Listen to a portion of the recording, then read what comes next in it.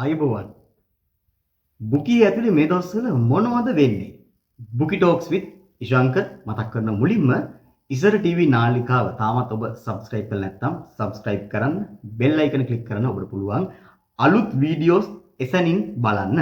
දැන් මේ දවස්වල බුකී ඇතුලේ තෙල් ගැන කතා කරා, ලෝකයේ තියෙන යුද්ධය ගැන කතා කරා. මේ ඔක්කොම අතරේ අපි දැක්කනේ මෑත කාලිනව කතා කරන ලංකා ඉතිහාසයේ වෙච්ච ලොකුම හොරකම කියලා අපි දැක්ක කතා කරන ගල් අඟුරු වංචාව සම්බන්ධයෙන්.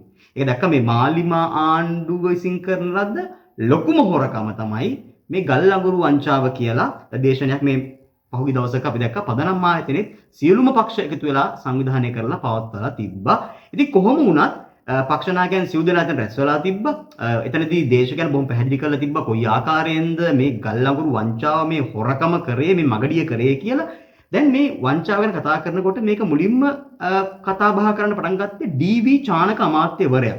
එතුමා මේ සම්බන්ධයෙන් දිගින් දිගට තර්ක මතු කරා සහ ප්‍රශ්න කරා වර්තමාන ආණ්ඩුවෙන් මේ හොරකම සම්බන්ධයෙන් එතුමා බොහොම පැහැදිලිව දින වේලාවල් එක්ක පාර්ලිමේන්තුවේදී සඳහන් කරනවා 2025 10 වෙනි මාසේ 15 වෙනිදා රුසියාවේ වෙලාවෙන් දවල් 1ට අමාත්‍යවරයා ගිහිල්ලා ටෙන්ඩරය යන කාල සීමාවේදී මෙන්න මේ කියන සමාගම හම්බුණා කියලා මේ බාල ගල් අඟුරු ගෙනාපු සමාගම. ප්‍රශ්නයක් නේද?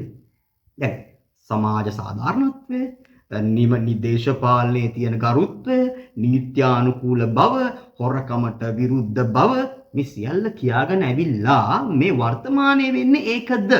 මේවා තමයි සමාජ මාධ්‍ය තුල අහන ප්‍රශ්න. මේ ද පාර්ලිමේන්තුවේ ඩී.වී. චානක අමාත්‍යවරයා මේ කාරණාව කියද්දී එතුමා අභියෝග කරනවා මේ සියලු කාරණා වලට පුළුවන් නම් මේ කාරණා නැහැ කියලා ඔප්පු කරන්න කියලා. දින, වේලාවන්, ස්ථාන සියල්ල එක තමයි එතුමා මේ තොරතුරු ගෙන එන්නේ පාර්ලිමේන්තුවේ. අපි දැක්ක සමාජ මාධ්‍ය තුල මේ සියල්ල සංසරණය වෙනවා. අපි බලමු මේ වීඩියෝ එක. මම මේක හැන්සර්ට් ගත කරනවා. පච කියන්නේ මෙතුමා. පච කියන්නේ පුතුමා. මෙතුමා රුසියාවේ ගිහිල්ලා සමාගම හම්බුණා. 2025 10 15 ටෙන්ඩරයක් ඇතුළුත අමාත්‍යවරයෙකුට සමාගම් හමු වෙන්න බෑ. ඒක තමයි රටේ ප්‍රසම්පාදන නීතිය. ඔබතුමා අමාත්‍යවරය වශයෙන් ගිහිල්ලා මේ සමාගම හමු වෙනවා රුසියාවේ. එහෙ වෙලාවෙන් දවල් 1ට ඔබතුමා හමු වෙනවා. ඒ සමාගමත් එක්ක හමු වෙලා ඇවිල්ලා නැව් 5ක් වැඩි කරලා දෙනවා. දැන් ගිය ආණ්ඩුවේ දූෂිතයි කිව්වා. හැබැයි එහෙම කියපු එක නැව් 10 තියෙනක 11 කරා. මාසෙකමාරක් නැවුනේ. මාසෙකමාරක් නොවැම්බර් 7 වෙනිදා ඉඳන් දෙසැම්බර් 30 වෙනකම් එක නැවක් ලංකාවෙන්නේ නැව් 6ක් නැති වෙලා තියෙනවා. ඒක පාඩුව විතරක් බිලියන 25. පාඩුව විතරක් බිලියන 25. කෝටි 2500. මෙහෙම තමයි මෙතුමල්ලා මේ දූෂණ වචා කරන්නේ. මහා ලොකු විද්‍යාවක් ඕනේ නැහැ.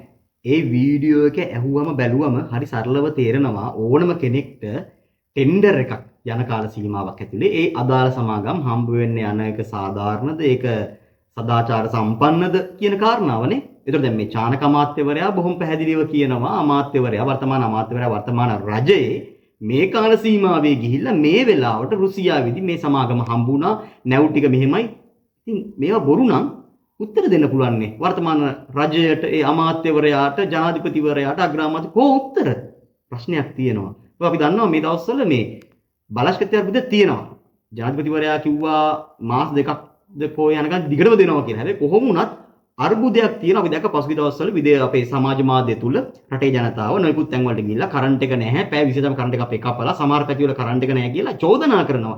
අපි දැක්කා මේ ආයතන ඉස්සරහට ගිහිල්ලා ජනතාව කරන්ට් එක දීපියව කියලා කෑ ගහලා උද්ඝෝෂණය කරනවා, කෑ ගහනවා වීඩියෝස් තිබ්බා සමාජ මාධ්‍ය තුල. ඒ කියන්නේ මෙන්න මේ ගල් අඟුරු හරහා වංචාවක් වගේම ලංකාවේ බලශක්ති අර්බුදයක් මතුවේද කියන සැකයකුත් තියෙනවා මේ වර්තමාන වීඩියෝස් මේව දැක්කම සහ මේ අපි කරුණු කාරණා දැක්කම. කොහොම වුණත් ඔන්න දැන් පුළුවන් නම් උත්තර දෙන්න. දැන් මේ බාල ගල් අඟුරු සම්බන්ධයෙන් කතා කරනකොට අපිට හම්බුණා මේ Facebook එකේ සමාජ මාධ්‍ය තුලේ හරි ලස්සන වීඩියෝ එකක්. ඒ කියන්නේ වර්තමාන රජයේ අමාත්‍යවරු විපක්ෂයේ ඉන්න කාලේ ගල් අඟුරු ගැන සම්බන්ධයෙන් කතා කරපු ලස්සන වීඩියෝ එකක්. ඒ වීඩියෝ හරි අපූර්වවට තියෙනවා.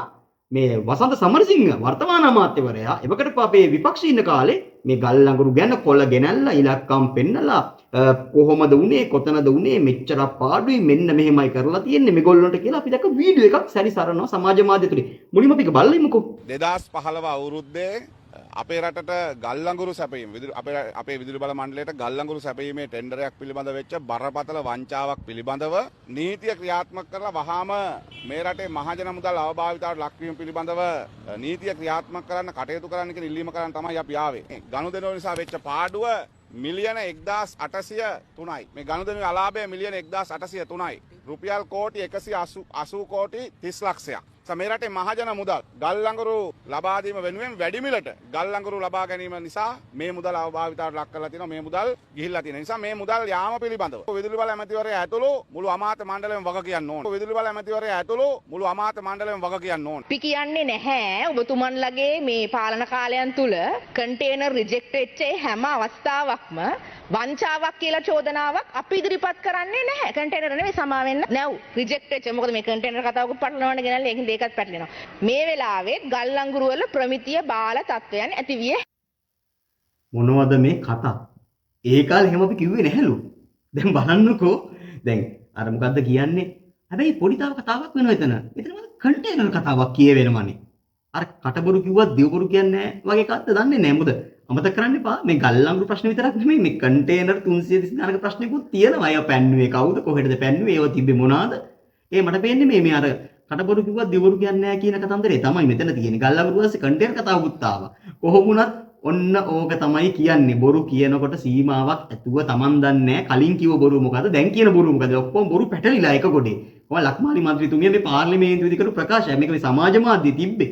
අපි ප්‍රකාශ කර එක නෙමෙයි මේ සමාජ මාධ්‍යයේ තිබ්බ ප්‍රකාශ. අපි මේ ඔබට අරගෙන එන්නේ මේ එකෙක් ගලපන්නේ. කොහොම වුණත් ඔන්න ඔය විදිහට තමයි වර්තමාන ආණ්ඩුවේ ඉන්නකොට අර කලින් කිව්ව ප්‍රකාශ ගැන කියන්නේ. හැබැයි කොහොමද අවසානයේදී බොහොම පැහැදිලිවම ජනතාවට ඒත්තු ගන්නවමින් යනවා බාල ගල් අඟුරු ගෙනල්ලා ලොකුම ගඩියක් ලොකුම හොරකමක් ඔන්න ලංකා ඉතිහාසයේ වෙච්ච දැවැන්තම හොරකම වර්තමාන රජය කරා කියලා තමයි සමාජ මාධ්‍ය තුල පක්ෂ විපක්ෂ සහ මේ සියලු තොරතුරු දැක්කම අපිට පේන්න තියෙන්නේ.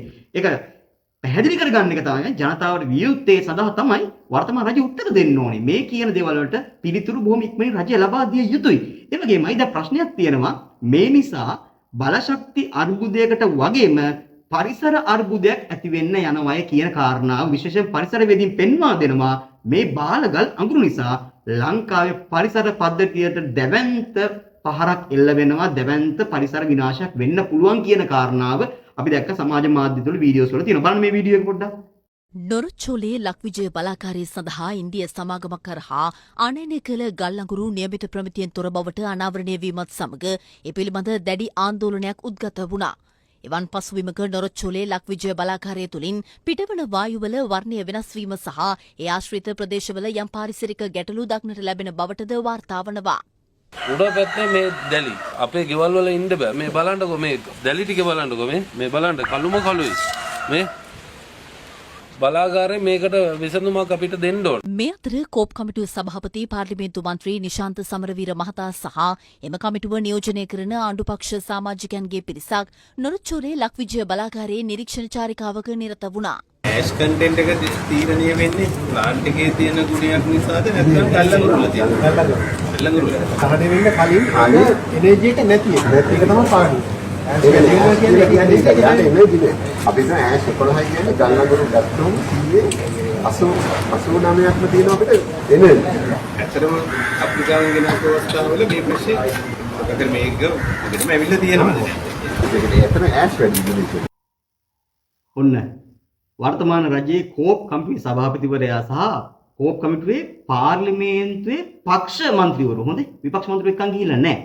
ආරාධනා කරාද නැද්ද අපි දන්නේ නැහැ. කොහමද ආණ්ඩු පක්ෂයේ මන්ත්‍රීවරු ගිහිල්ලා නාපු නෑම බලන්නකෝ. ගමේ මිනිස්සු ටික කියනකොට ඉස්සර වගේ නෙමෙයි මෙන්න මේ ගහේ මේ බලන්න කියලා. ඕක තමයි කියන්නේ නේද? බැරි විෂයන් බැරි දේ නොකර හිටියනම් හරිනේ. දැන් කොහොමද පරිසර පද්ධතියටත් යම්සි බලපෑමක් තියෙනවා කියලා පේනවනේ. පරිසර වේදීන් නිසා මේ කියන සිළු කරුණු කාරණාත් එක්ක මේ සමාජ මාධ්‍ය තුල ඇතුලේ මේ පුංචි කතා බහත් එක්ක තේරුම් ගන්න පුළුවන්නේ. එහෙනම් බාල ගල් අඟුරු ගෙනල්ලා බාල වුණාට ලාභ නැහැ කතාවක් නෙමෙයි යන්නේ. දැන් ඒකනේ වෙලා තියෙන්නේ නේ. මොකද ලාභ නැහැනේ. හැබැයි බාලයි. ඒ නිසා අවසානයේ කොහොම හරි වංචාසහගත දැවැන්තම වංචාවක් හොරකමක් වුණා කියලා තමයි අපිට පේන්න තියෙන්නේ සමාජ මාධ්‍ය වල යන තොරතුරුත් එක්ක. ඒ කියන්නේ ඉතින් හොරු අල්ලන්න ඇවිල්ලා අවසානයේ මොකද උනේ? සහ දැන් ඉතින් මේ අනියම්මේ ඉස්සර නම් මතකනේ නේද? මේ වගේ පරිසර හානි වෙනකොට මොරටුව පැත්තට යන කොටලොරියක් දැක්කත් මතකද? අර දේවානිලා එහෙම නැත්නම් භාග්‍ය ලැබිලා පරිසරය විනාශ කරනවා. මේ පරිසරය කඩන්න හදන්නේ. ලෝකේ තියෙන එකම එකයි. ඒකක් කපන්න හදනවා. ඒ නිසා හයිවේ නවත්තන්න. මේ අද කොහොමේ? දැන් මේ අද වෙන්නේ මේත් වෙන්නේ පරිසරයේ විනාශයක්. මේ වෙන්නේ යන්නේ මහා පරිසර පද්ධතිය විනාශ වීමක්. එහෙනම් කොහොමද මේ දේවානිලා, ඒ භාග්‍යල අද කො? මේ සියල්ල මේව දැක්කම පේන්නේ මේ ඔක්කොම කලින් වෙච්ච ඔක්කොම එක නාට්‍යයක පිටපත්ද කොහෙද? එහෙනම් මේ තමයි වර්තමාන සමාජයේ ඇතුලේ ගල්ලඟුරු බාල ගල්ලඟුරු වංචාවේ මගඩියේ පොඩි වීඩියෝ ක්ලිප්ස් ටිකක් සහ පොඩි කරුණු ටිකක් මේ ගැන තවදුරටත් බලාපොරොත්තු වෙනවා කතා කරන්නට. මේ විදියටම ඉස්ර ටීවී channel එක subscribe කරන්න. බුකි විත් ඉෂංක බුකි ටොක්ස් එක හම්බෙමු තවත් මේ වගේ වීඩියෝ එකකින්.